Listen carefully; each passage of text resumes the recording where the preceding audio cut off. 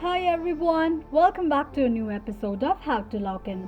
Today in this video, I'm going to show you how you can share your wish list on AliExpress application. Keep watching the video till the end. To share your wish list on AliExpress, firstly go ahead and open up your AliExpress application. The home page of AliExpress application will appear on the screen. Tap on Account button at the bottom of the page. Scroll down and you'll see your AliExpress wishlist right next to your history option. The product you have added to wishlist will appear on the wishlist section. Tap on View All option.